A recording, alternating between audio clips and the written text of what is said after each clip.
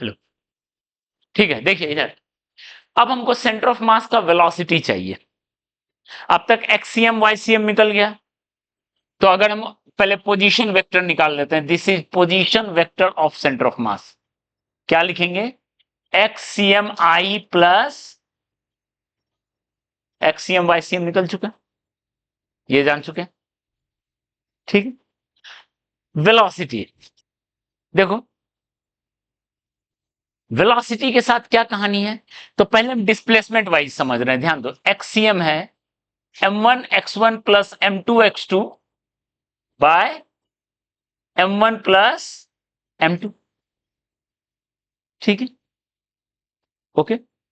ये तो पोजीशन मिल गया। मान लो m1 मूव कर रहा है, उसका कोऑर्डिनेट x1 से चेंज होके इतना हो गया।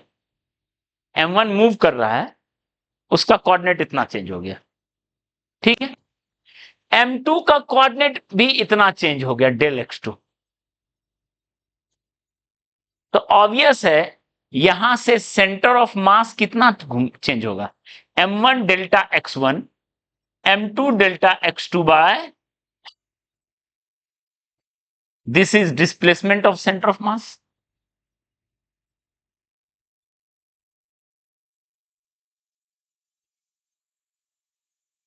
ठीक है,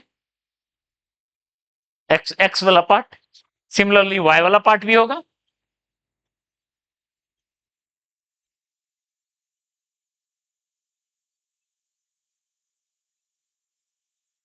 तो डिस्प्लेसमेंट कितना हो गया, delta x c m i plus delta y c m, ये हो गया डिस्प्लेसमेंट, ठीक है। एक्स कोऑर्डिनेट वाई कोऑर्डिनेट कितना कितना चेंज हुआ, क्लियर है, ओके। ये हुआ डिस्प्लेसमेंट ऑफ सेंटर ऑफ मास। अब देखो,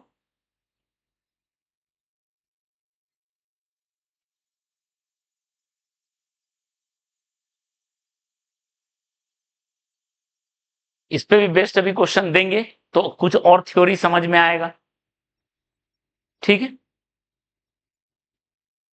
okay. Velocity of centre of मास का एक्स पार्ट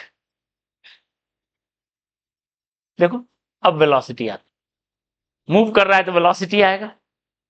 एक्स कोऑर्डिनेट को डिफरेंशिएट करेंगे, इसका मतलब m1 इंटू इसको डिफरेंशिएट करेंगे, डिफरेंशिएट करेंगे dx1 हुआ 1 का वेलोसिटी, 2 का वेलोसिटी,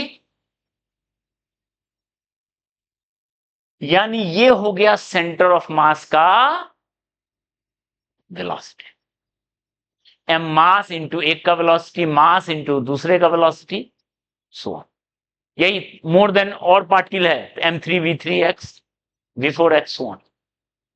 क्लियर है, ओके।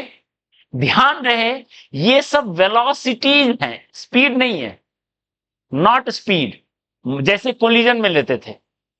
यानी आपको डायरेक्शन के साथ लिखना है, प्लस माइनस। मतलब मान लो एक पार्टिकल ऐसे मूव किया और एक पार्टिकल ऐसे मूव किया,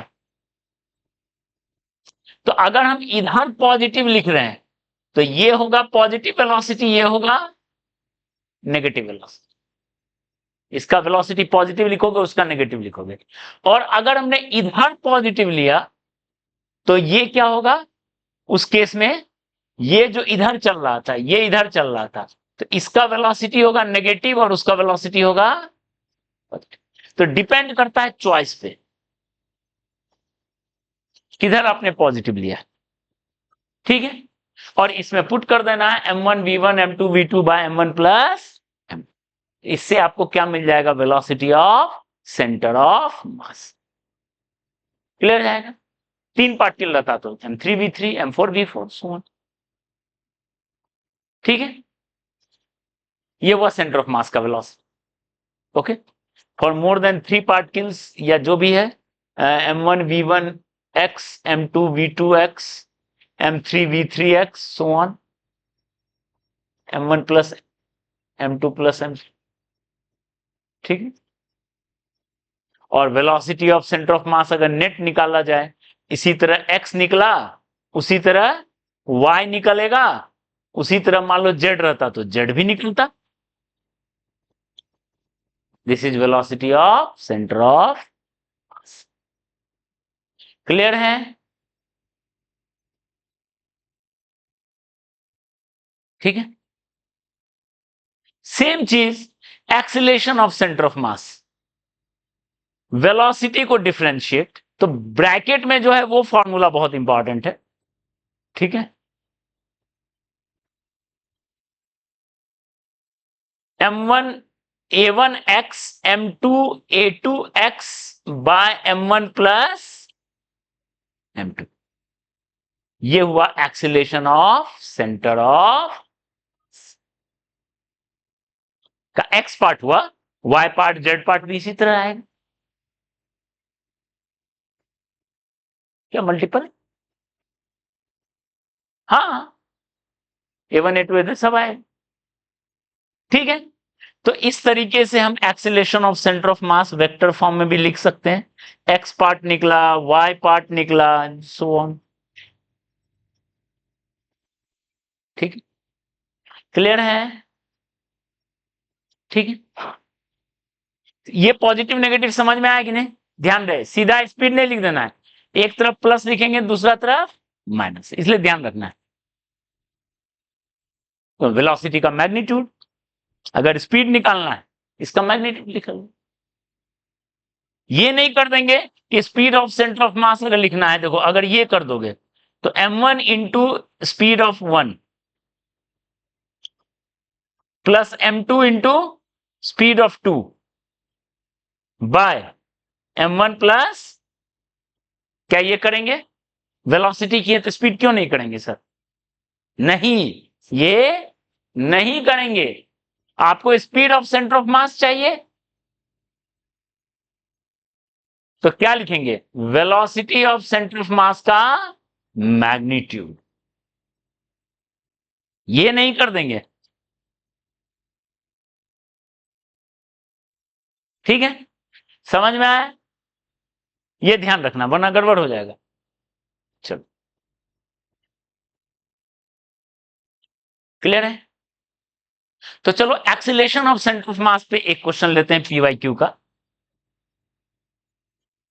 और उसके बाद कुछ क्वेश्चन देते हैं आप लोग को करने के लिए। ठीक है, एक्सीलरेशन ऑफ सेंटर ऑफ मास पे पीवाईक्यू का क्वेश्चन है, रिजल्ट याद रख सकते हो, बहुत कॉमन सा है। इसको क्या बोलते थे, कौन मशीन बोलते थे? एटवुड मशीन बोलते थे। Very good. ठीक है, ठीक है, ओके। m2 मान लेते हैं ज्यादा है m1 से, सपोज, तो ऑब्वियस है इसका डाउनवर्ड एक्सीलरेशन था, इसका अपवर्ड एक्सीलरेशन था। ठीक है, एक्सीलरेशन का क्या फार्मूला था दीपेश, बताओ तो, एटवुड मशीन में?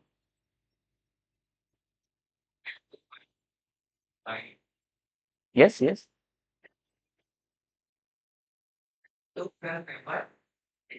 Very good. m2 minus m1 by m2 plus m1 into, हाँ, चलो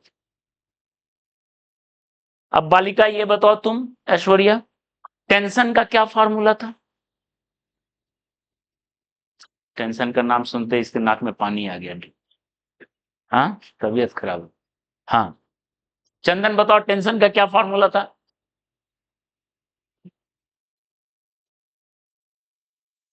टेंशन का फार्मूला,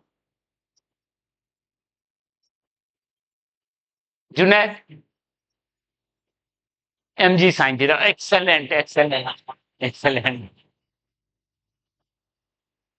इसका तो ये तो गलत हो ही नहीं सर। कितना था फार्मूला?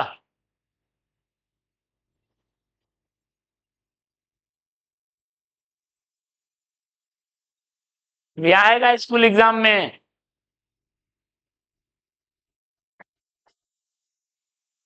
अच्छा, मेरे से ही, मेरी ही गलती है, एक्सेप्टेड। चलो इधर ध्यान दो। ठीक है, अब देखो, हमको निकालना है इस सिस्टम का सेंटर ऑफ मास का क्या एक्सेलरेशन है। इस सिस्टम का, ये जो सिस्टम है, ठीक है, what is acceleration of centre of mass, ठीक है। फॉर्मूला क्या लगाएंगे, ये लगाएंगे, m1 इंटू एक का एक्सेलरेशन m2 इंटू दूसरे का acceleration bye m1 plus m2, ठीक है। तो आगे कर लेते हैं, ACM equal to m1 into एक का एक्सेलरेशन a, m2 इंटू दूसरे का acceleration a bye m1 plus m2। तो a को कॉमन ले लें तो वो कट जाएगा, कट जाएगा, तो क्या आना चाहिए, a, acceleration of centre of mass a के बराबर। क्या ये सही है? साइन कहां काउंट किए, वेक्टर है, तो एक तरफ पॉजिटिव एक तरफ नेगेटिव लेना पड़ेगा, ठीक है। ये गलत हो गया, सही क्या होगा, आप नीचे को पॉजिटिव ले लो, तो एक्सेलरेशन ऑफ सेंटर ऑफ मास लिखेंगे, ध्यान दो, m2 m1 इंटू माइनस ए, वो माइनस चला जाएगा, m2 इंटू प्लस ए बाय m1 प्लस m2।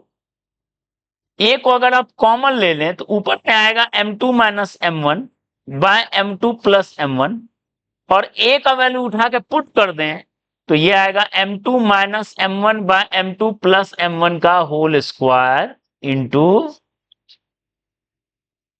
ठीक है, ये है। ओके,